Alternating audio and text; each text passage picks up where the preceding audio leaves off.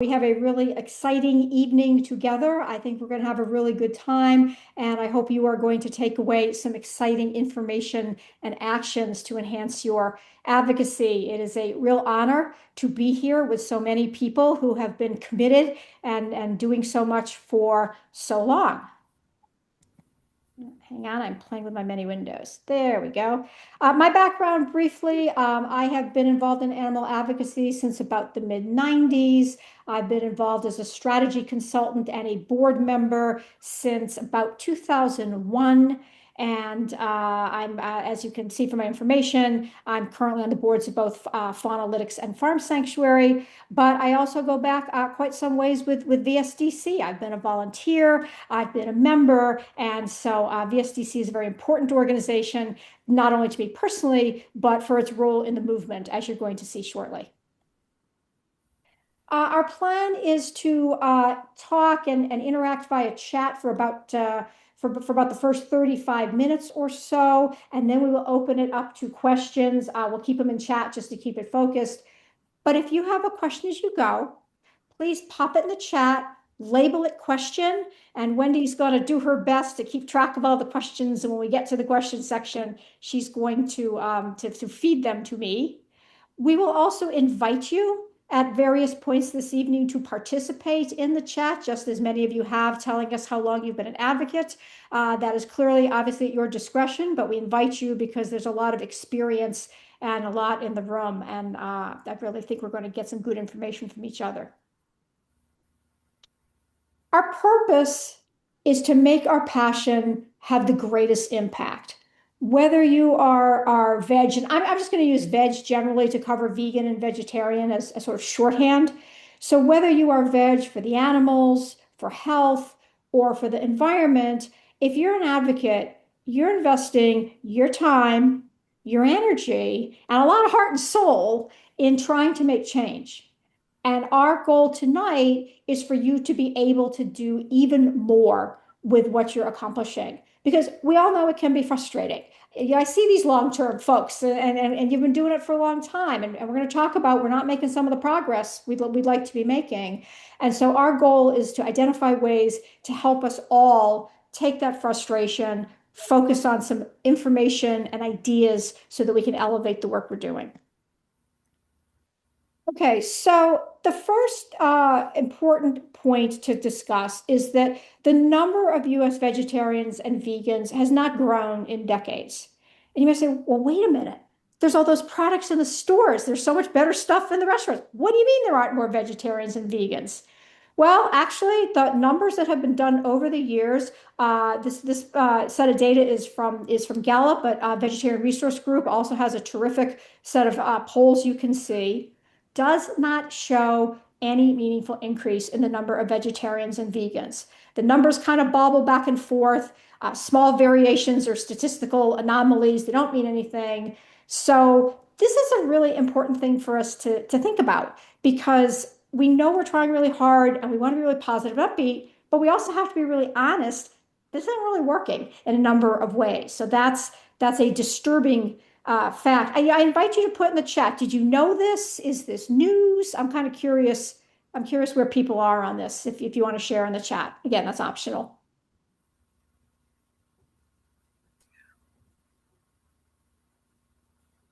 Okay, David says he's got it covered. Very good. All right, so now the question is, what do we do about it? So what you're going to see, yeah, Claire didn't know it, it's depressing. It is depressing. I think that's really fair. Joy, absolutely. So I hate to start your evening on a down note, but I promise you we got a little more down note, but then we're going to go up. We're definitely going to be up overall. The information you're going to see tonight is an extract from a report I put together for Faunalytics, where I am on the board. If you don't know Faunalytics, it is a nonprofit geared towards animal protection market research. So helping animal advocates understand what works, understand what doesn't work, so we can deploy our resources more effectively. And this tactics and practice it's about a 12-page report. It's very lengthy, and it's got links to all kinds of resources. So you're just going to see a little piece of it tonight. In this infographic on the left, you can see 10 steps that the report goes through to help you think about how to refine your advocacy. And then again, there's lots of information and lots of reading behind it. But I'm really glad you're here because it can be a little overwhelming. It's a big report with a lot of links, and you're going to get some of the real key highlights. And then we'll invite you later to follow up. And we'll give you the link to this later in the presentation. But I'd like to keep y'all with us just for now. So, all right. So why aren't numbers going up? Our biggest issue is retention. Retention, we got plenty of people trying veg and vegan, but they're not sticking with it. Just by like a show of hands, how many people have met someone or know somebody who says they were vegetarian or vegan, but they aren't anymore? Yeah, pretty fair. Yeah, many. I can't see everybody, but yeah, very much. So in a 2014 study by Faunalytics, they found that for every current vegetarian or vegan at the time, that was about 2% of the population, there were 5 who were passed, who had tried it and were no longer. Let's just think about that for a moment. If at the time there were about 2%, if those 10% had stuck with it, or even a lot of the 10%, we could have had a country that was like 8%, 10%, 12% veg or vegan, and how very different things would be. Now, 2014 has been a while. It's like, well, are things getting any better? I'm afraid not.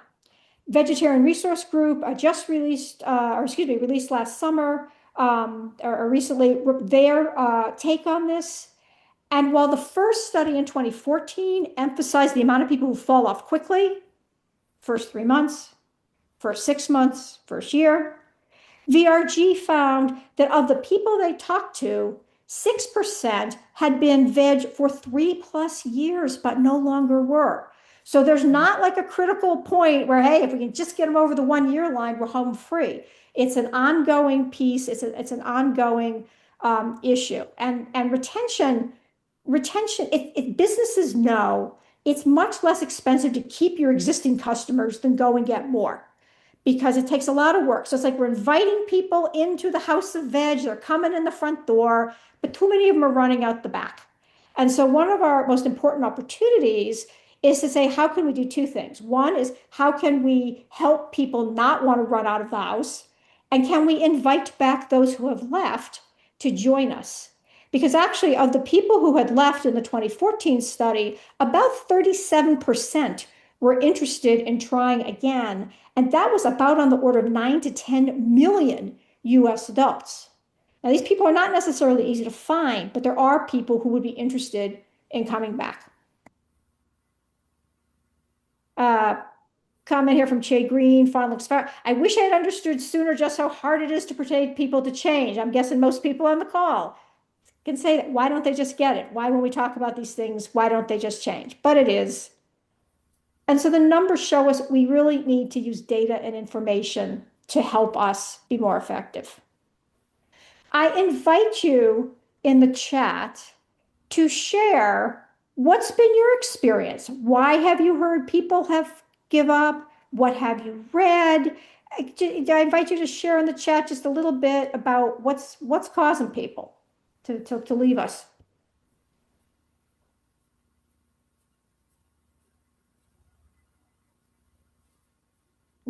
Yeah.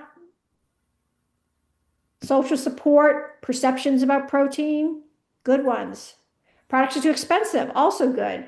A lot of protein. Too hard, didn't feel good. Often it's their doctor, fantastic. Loved ones don't like it. Married a meat eater. Yep, that'll do it. Well, you have collectively hit on a lot of the problems. Family not on board, popularity of keto. So let's look at the data.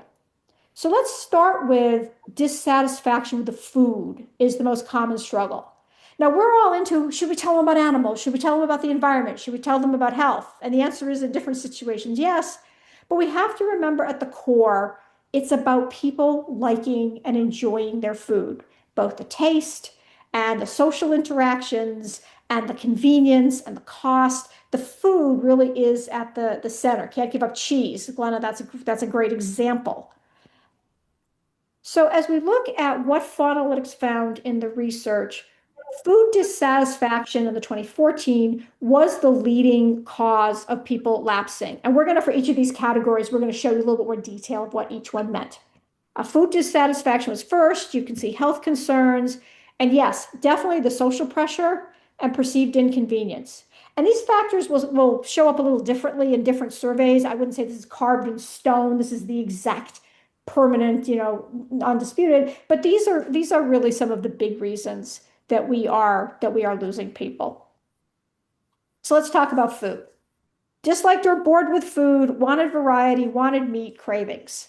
I've spoken often at the Animal Rights Conference, the old National Animal Rights Conference, and I would often advocate to people at the beginning about, you all got to become 100% raw vegans right away. When you go back tomorrow, no more cooking. It all should be raw. I can, and for some reason, nobody ever buys into my little advocacy pitch. And it's meant to illustrate some things about troubled advocacy, but people have very similar questions. Well, but I like my food. I like my vegan mac and cheese, or I like my vegan cookies, or I like whatever.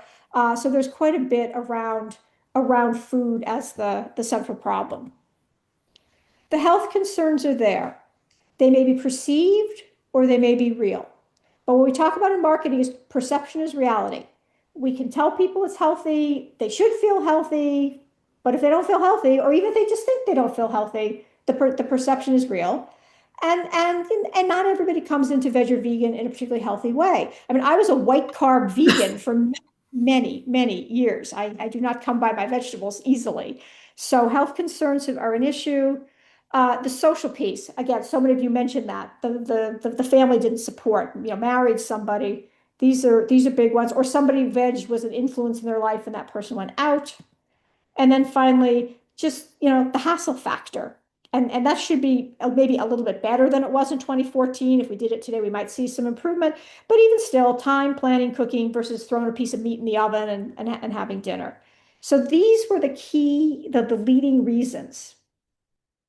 So what we need to do is not just tell people the why, but really make it easy and tasty for them in the how. And I think the movement has come a really long way in the time that I've been talking about this particular issue. But anything that we can do to help people see this as something that fits into their lifestyle, they're excited about the food. I mean, just think about it. If people aren't excited about the food, it's really difficult for them if they're not finding it easy to get it together. So it's very important, the work that the many of the different groups are doing, around recipes, around classes, things that focus on the how and not just the why. These are things that are really helpful. So I want to talk a little bit about VSDC and the wonderful role that VSD plays and the role that you can all play as individuals, both as members of VSDC and also as advocates. As you saw, retention is a big issue, and social issues are a big part of that. The role that VSDC and other veg societies play to invite people, to welcome them, to give them peers and help them adopt an identity of this as being something they want to be part of. I actually think the local veg societies are the unsung hero of the veg outreach movement. They're social, how much advocacy do they do, how many new people do they bring in? Retention, retention, retention. And I know VSDC does advocacy and does bring in new people, but I think the role of people, of the veg societies in terms of retention is so important. I mean, look at the quality of the people on this call and what you have done. And any one of you who has felt reinforced or felt strengthened in your commitment because you're part of VSDC, that's really important because losing any of you would be really a big loss. So that talks to the role of VSDC, but let's also touch on briefly, what does this mean for you as an individual advocate? Well, if you're working with anyone around helping them go veg, it's great to think of the long game, not just how do you get them to start, but how can you support them in sticking with it? If you've introduced anyone to Veganuary, this is a really terrific time for us to be meeting. If you've got people who went through Veganuary or go through PCRM's 21 Day Program or some of these other programs, it's great if you can work with people to sort of help them along. You've got some ideas for what they might need from the data I shared, but you can also ask them, hey, how's it going? Anything I can help with? Any resources I can point you to? So that is a really important, is building for the long term. And I have to say, I think all the things like the January and PCRM and all these challenges, there's actually data from Faunalytics that shows these are among the most effective ways to get people to go vegetarian or vegan. So the challenges are really super. The thing that I think we could strengthen as a movement, where do people go after the 21 days or the 30 days or whatever that initial time period is? We kind of cut them loose. And again, I don't know everything everyone's doing, and that's not at all meant as a criticism of these amazing programs, but we can't necessarily have programs for everybody forever. So again, you as individual advocates, if there are things that you can keep people involved and help them out, you'd be making a huge contribution. And again, it's probably easier and more pleasant to work with somebody who has given it a try and is enthusiastic and wants to make it work than butt your head against the wall trying to, deal with Uncle Harvey, who, is his steak and potatoes man, and he's not going vegan. So we want to apply your time as effectively and satisfyingly as we can. All right. So I invite you in the chat. Now that we've had that conversation, I invite you, are there any ideas that you have about how you could help someone stick with veg eating? Is there something you might like to do, or any ideas you would have for anybody?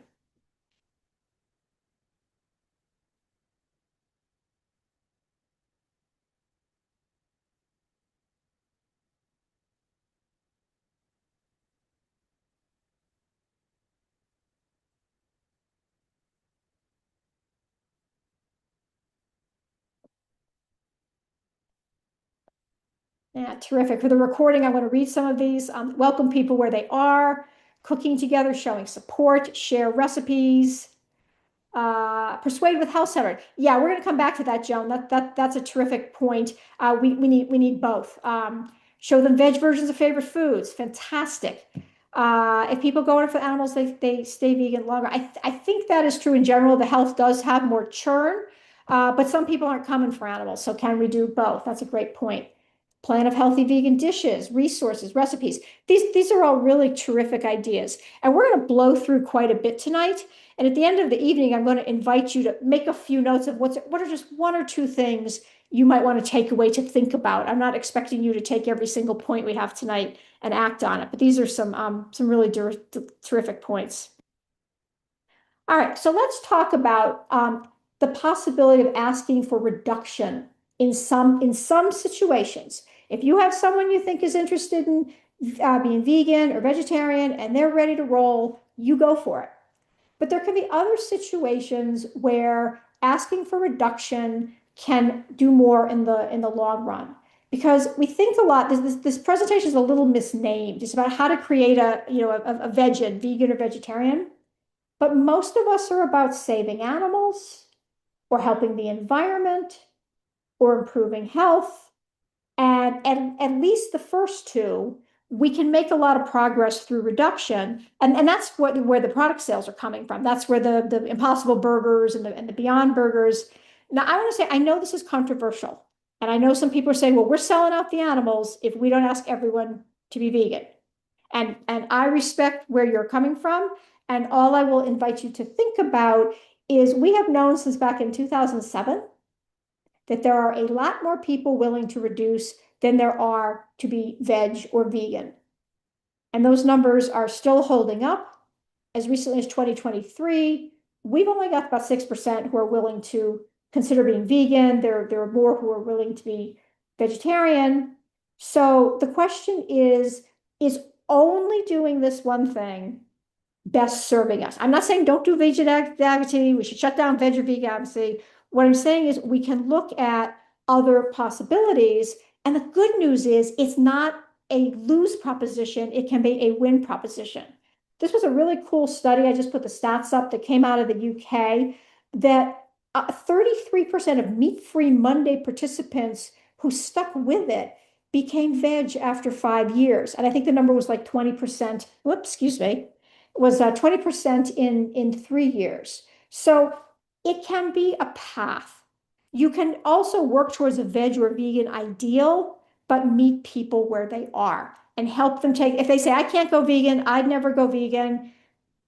If they're really not interested, instead of only holding out for influence for that, can ask, could you try a meatless Monday? Would you be willing to try something for 14 days?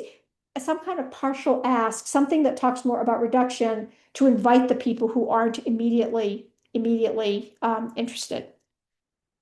I invite you in the chat to share. Some people, they read a book, they see something, they're done. They're vegan, they never look back. That is fantastic. If you are one of those people, congratulations, I admire you. Many of us got there over time. I'd invite you to share briefly. If you got there, did you get there over time? And if so, what was the progression? Why not? Okay, a lot of evolved over time, a couple evolved over time so far. Others, I definitely evolved over time. I ate fish the first 2 years, and it took me quite a bit longer to go vegan. So obviously I wasn't even vegetarian at the fish. Slowly on and off. Joan, thank you very much. Great part of the retention. All at once or almost. Fantastic. Veg stopped, cut came back. Veg then vegan over time. It took me about 6 or 7 weeks. That's all right. That's really good. So look at the variety we have in just the amazing people on this call. You got there. Maybe it wasn't immediate, it wasn't right away, but you got there. And so that's as we work with people, we want to be open to helping them move along the path.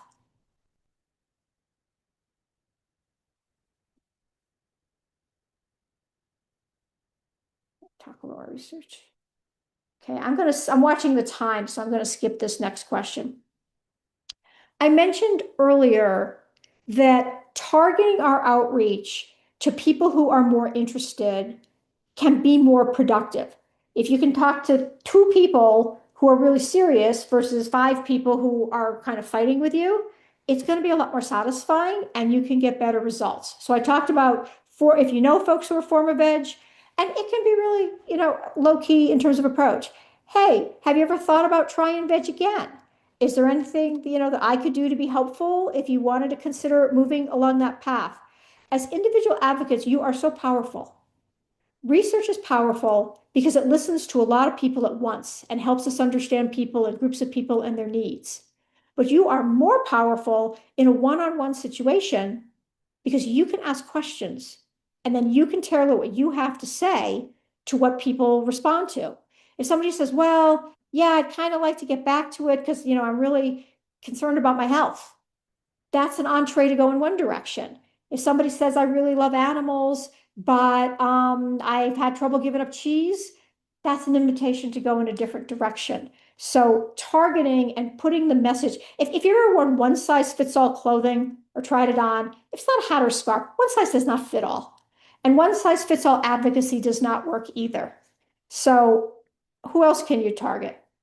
Data shows that actually Black Americans were most willing to go vegan with students next.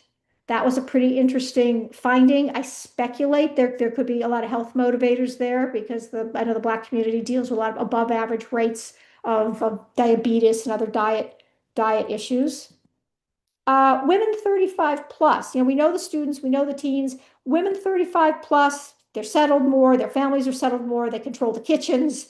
There was also research that talks that these are potentially interesting groups. Now, does this never mean you should never talk to a 55-year-old white male?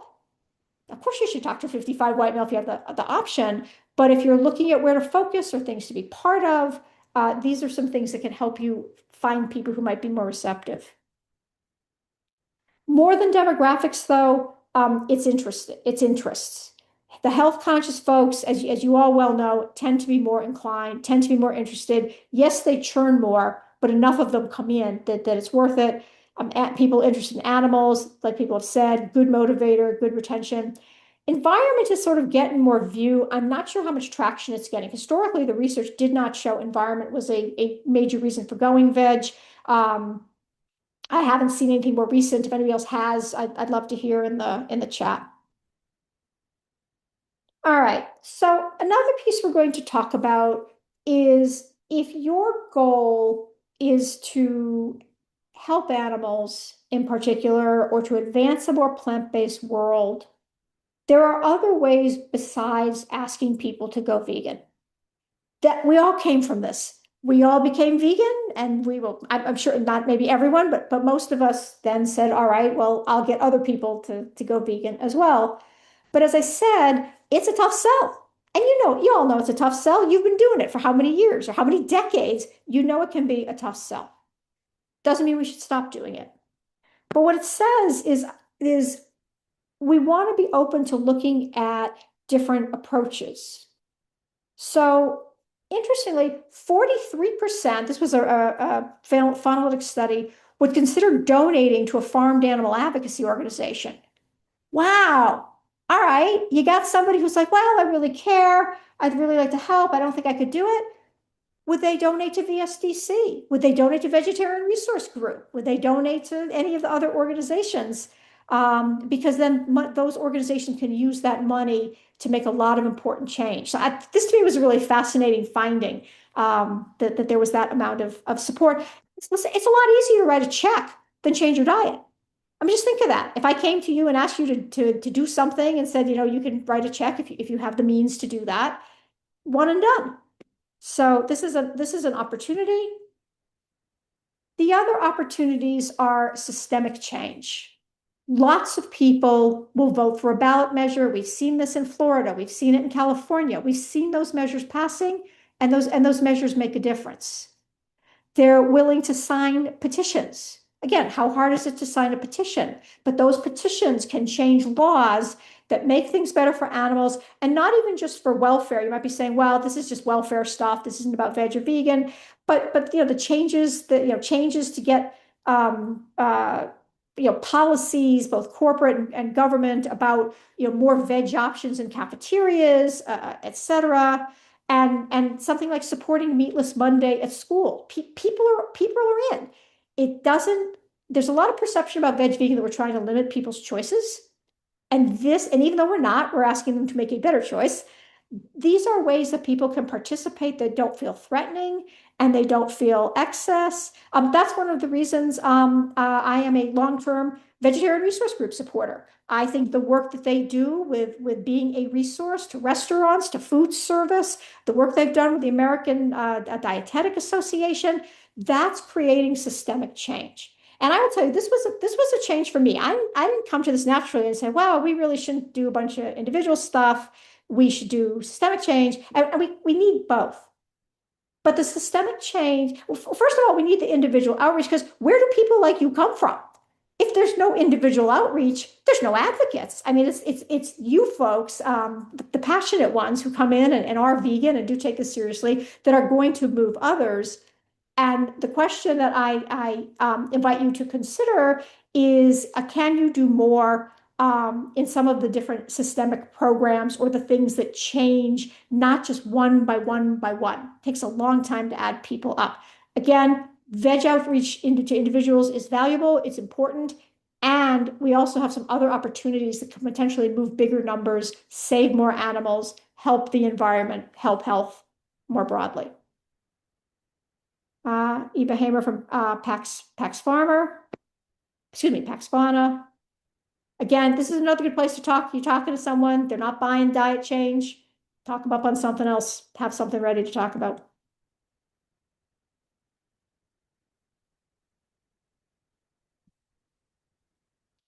Okay, so we want to wrap up for a few minutes, and because then we want to move to questions for the rest of the session.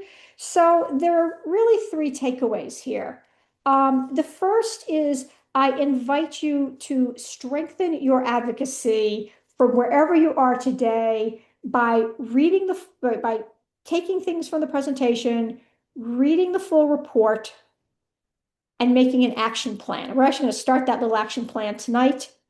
When you go to look at the Faunalytics report, And Wendy, are you able to drop that in the chat for everybody? We'll have this for you. However, it's really easy. If you just search Faunalytics make keep, it will come right up. So if you don't want to keep track of this link, it's very easy to find. So I really invite you to use the data. And then also, when you're at the Faunalytics website, you can sign up for weekly research updates specific to farmed animals and veg. So you'll get all the latest. Somebody does some new study that has something, you'll get it. And those updates are curated. They go into the Faunalytics library, which is the largest library of its kind in the world with animal protection specific research. There's summaries, so you do not have to wade through the 50-page academic articles. There's good stuff in those things, but most of us are not spending our evenings reading academic articles. So that would be step one, would be to take action on what you have heard tonight. Step two is please share. We have a terrific group here tonight. Obviously, everybody couldn't be here, but VSDC is going to have a whole page with the recording, with resources. Please engage others and have conversations, because there are many different ways you can act with your friends, with your colleagues, with others. So please share. And then my last request is support. As I said, VSDC is a terrific organization. I think most of us would pay our membership dues and we're like, okay, they got the money they deserve from me, the end. But this is an organization worth supporting above and beyond membership dues because of the important role that they play, not just for you, but for others that we can attract and retain. So I encourage you to do that. Also, Faunalytics, who has done some of this research, Vegetarian Resource Group, which also does a lot of excellent work, or any other groups that you are top of mind for you. So those are the action items. And what I just want to do for a couple minutes before we turn to questions is I invite you to take a minute to think. And I'm going to do the toughest thing for a presenter, which is to shut up for a minute. And I'm going to ask you to think about one action you would like to take from something you've heard tonight. And then I invite you to share that in the chat so we can be inspired by each other's ideas.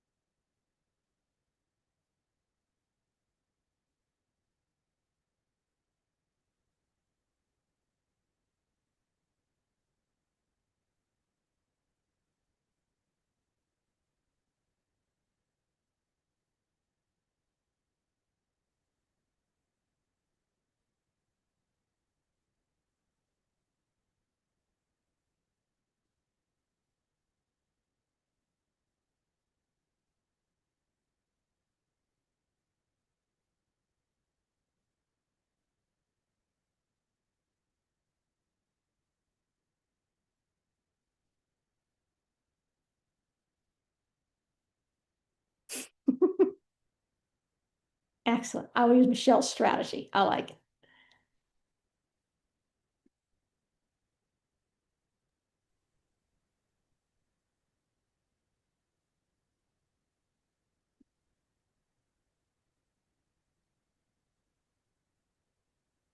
Yeah, love seeing that reference to PCRM, another terrific organization.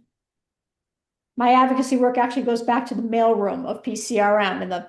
When I first started, I did demonstrations and tabling and went to volunteer nights and folded and stuffed envelopes back at PCRM. Those were the days.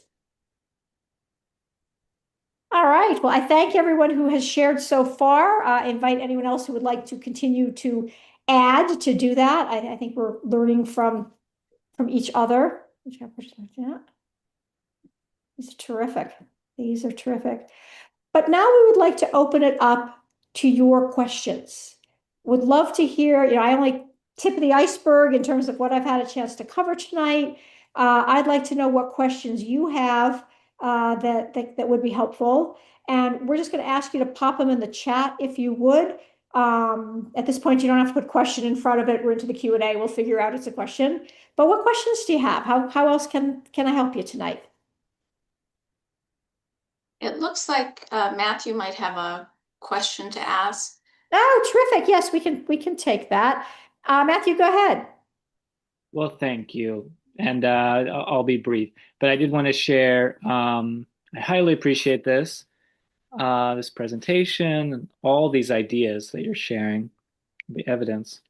I'm very excited about something I try to do every year called a meatless march.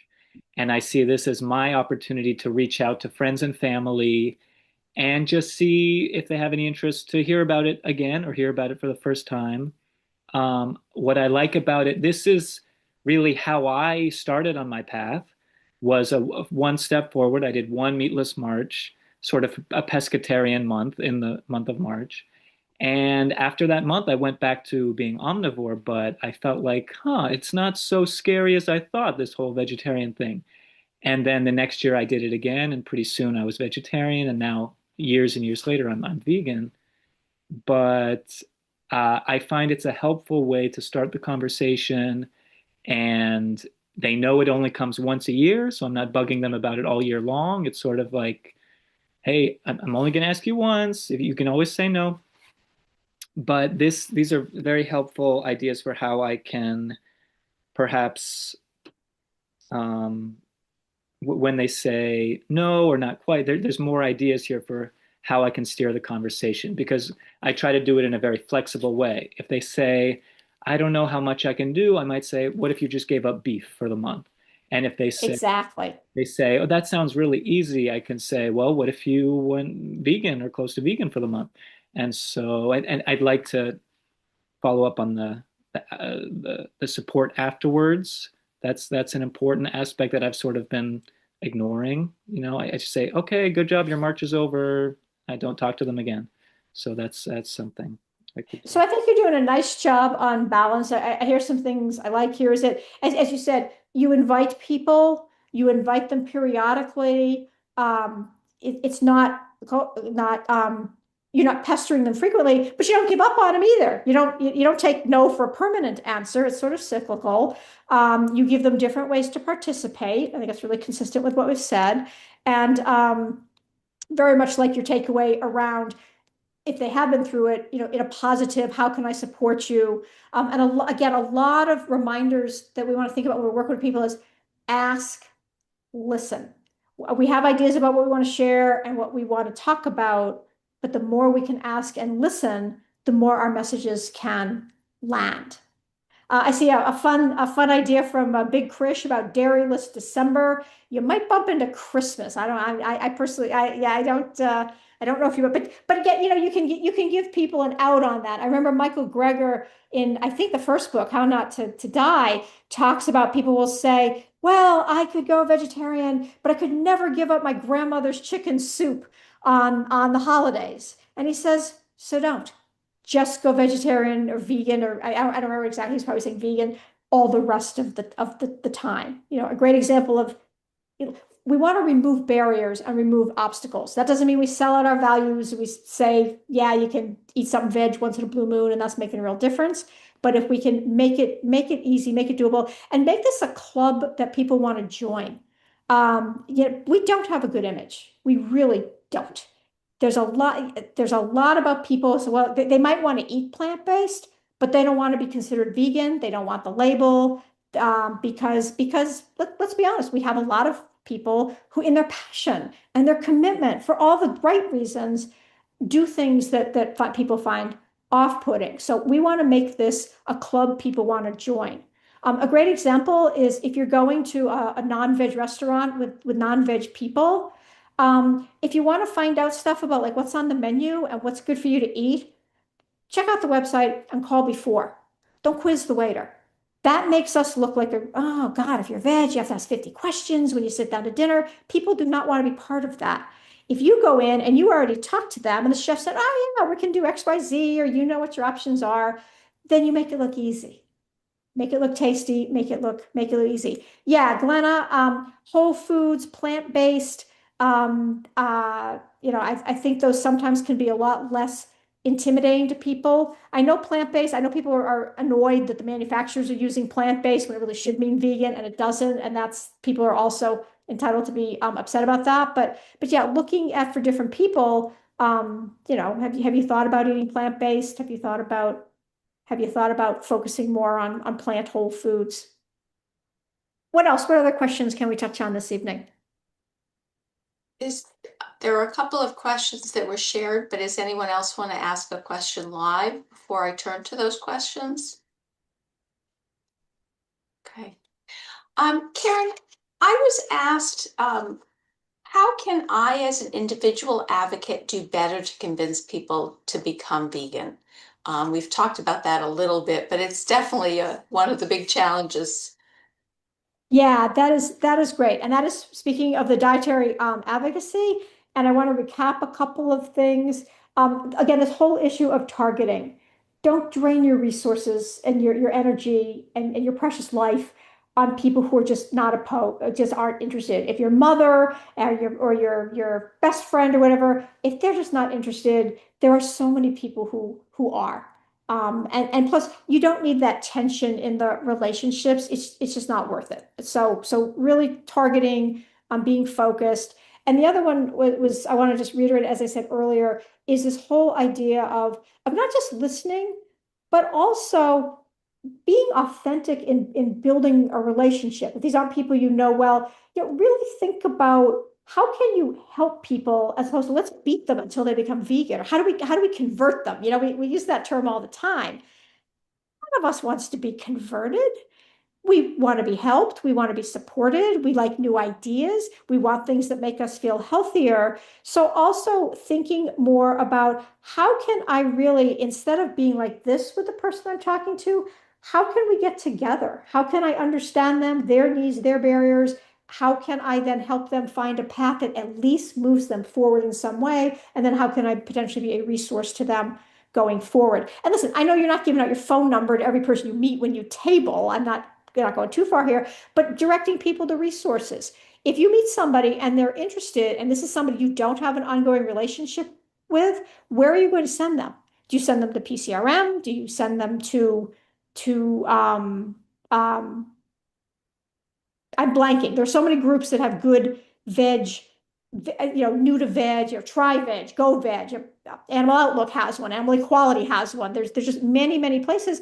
Be prepared with some resources. Be prepared but don't flood people. Well, you can go here and you can do this and you can do that and you can do that. Just be prepared with a few key resources to help people get that ongoing information. And remember also as well, your job isn't necessarily to convert people to veg and vegan in the moment. If you do, fantastic, congratulations, celebrate. Normally, your job is to make a positive impression and to help people move along, or at least be positively inclined to move along in the future. That's a victory.